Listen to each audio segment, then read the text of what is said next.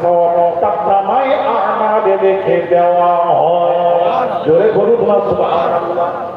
সব বেশি কারণে করেছে।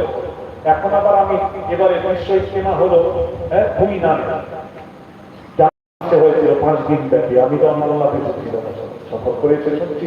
আমি মোবাইলে ছেড়েছে, আমি দেখলাম যিনি ছেড়েছেন তার উদ্দেশ্যে বলছি। তাতে কি লিখেছে জানেন?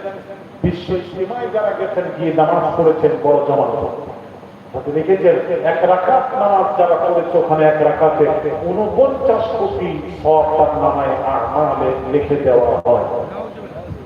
49 কোটি সওয়াব পেয়েছে যারা 1 রাকাত। যত রাকাত পড়েছে তত। এবার হিসেব করুন কত নামাজ, কত নেকি আপনারা পেয়েছেন যারা বিশ্ব ইজতিমায় গিয়ে নামাজ পড়েছেন। 49 কোটি। আমি সেই মৌলবীকে বলবো, আপনি কোথা থেকে মসজিদুল নববীতে 50,000, মসজিদুল আকসাতে 25, আর মসজিদুল হারামে কাবাতে 1 লাখ, 1 লাখ 1 রাকাত, আর জামাতে বিশ্ব ইজতিমায় 49 কোটি 1 রাকাত।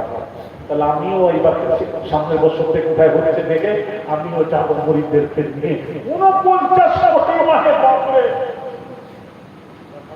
কোন দলিল ভিত্তিক বলেছেন? দলিলটা